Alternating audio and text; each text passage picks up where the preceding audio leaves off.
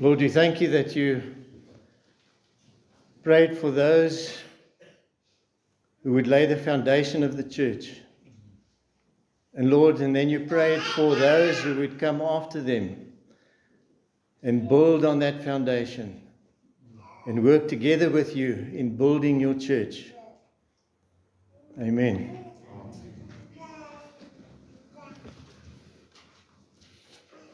So in the previous passage, Christ prayed for his disciples.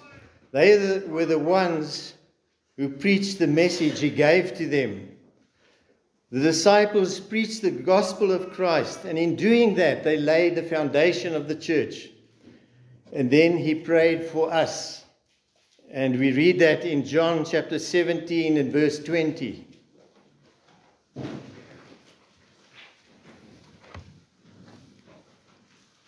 He says, I do not pray for these alone, but also for those who will believe in me through their word, that they all may be one, as you, Father, are in me, and I in you, that they also may be one in us, that the world may believe that you sent me, and the glory which you gave me, I have given them, that they may be one just as we are one, I in them and you in me, that they may be made perfect in one, and that the world may know that you have sent me. Father, I desire that they also whom you gave me may be with me where I am, that they may behold my glory, which you have given me. For you loved me before the foundation of the world.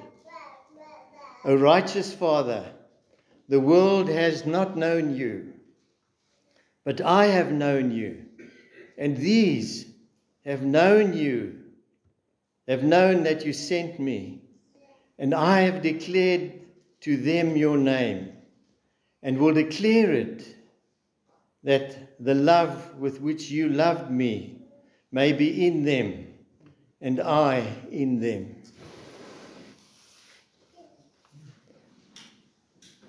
And so then we see, starting in verse 20, Jesus prays for all those who will hear the message of the gospel and who will believe in him. They would in turn build on the foundation which was laid by the apostles. And here Jesus intercedes for his own, for all those in all generations who have and will come to faith in him. And there are so many great and profound truths in this prayer. But there is one that stands out, and that is the amazing love that Jesus has for his own. And this is what prompts this intercession. His prayer for the church demonstrates his great love for his people. And as Paul stated in Ephesians chapter 2 and verse 4 and 5, he says, But God, who is rich in mercy, because of his great love with which he loved us, even when we were dead in our trespasses, he made us alive with Christ. This unimaginable and infinite love is expressed here as the Saviour prays for his own. He has you in his heart, and he has me in his heart. And he carries us to the throne of the Father, that he might plead on our behalf, that the world may know us through him, or that the world may know him through us. The love depicted in this high priestly prayer is demonstrated in his death as he went to the cross to die for those for whom he had interceded. No greater evidence of his love can be seen than at the cross. But next to the cross, this incredible picture in his high priestly intercession demonstrates how deeply he loves each one of us. So this is not some general prayer. This is a specific prayer. And he's very specifically praying for you and for me and for every other believer through all redemptive history until the end of the age. It's amazing to think about it. But if you are a true believer, that 2,000 years ago, Jesus was praying for you and he was praying for me. And at the same time, he was dying for you and he was dying for me. You see, we are his personal possession, a love gift from the Father, cherished by the Son, guarded, protected, and someday to be raised up to glory. And you see Christ immediately here taking care of his own and interceding for them. And the question is, what is on his heart? What is he praying for? And there are two things here in this prayer. In verse 21 to 24, firstly, he prays for our oneness and our unity. And secondly, he prays for our personal presence with him. And in verse 21, he says, I pray that they may all be one.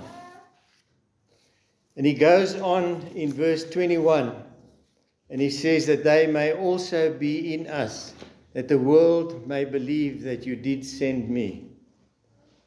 That we may be one in our purpose, that is what he's praying for, to make disciples of all nations. This oneness has to do with convincing the world that Jesus is God. It has to do with convincing the world that the gospel is true, that Jesus is the Savior, and that he can transform lives. He wants people to look at us and say, Jesus Christ must be a saving God. Jesus Christ must have come to deliver from sin. That we might be united in a common purpose to proclaim the lost to the lost world. We may have a common purpose to proclaim Christ to a lost world. And then secondly, he prays for our eternal fellowship with him. And this is the most overwhelming thing. This is how the whole prayer ends. And he says, Father, I desire that they also whom you gave me may be with me where I am. And so the church throughout all generations, having been faithful in working with Christ, in building his church, then the day will come when Christ is finished building the church. And then Jesus asks the Father then to grant the eternal presence of all those who belong to him, to be with him for all eternity. And that's our prayer. But it's not just our prayer. It's the Father's plan. It's the Son's desire as well. And this is such a humbling thing for us, because we are so unworthy of this. To think of the Son of God praying that we would be with him for all eternity. And why does he want us to be with him? Well, back in verse 24, he says, Father, I desire that they also whom you gave me may be with me where I am, that they may behold my glory, which you have given me, for you loved me before the foundation of the world. He wants us to be with him so that we can see his glory. And he has every right to desire that. He wants to put his glory on display. And lastly, The final two verses, 25 and 26, talk about the confidence of his prayer. And he says, O righteous Father, the world has not known you, but I have known you. And these have known that you sent me. And I have declared to them your name, and will declare it, that the love with which you love me may be in them, and I in them. So Christ is praying only for those who know him, who have a personal relationship with him, because they will spend eternity in his presence. Those who do not know him will spend eternity separated from him. And if you know Christ, are you united in this common purpose of building his church and making disciples? Amen.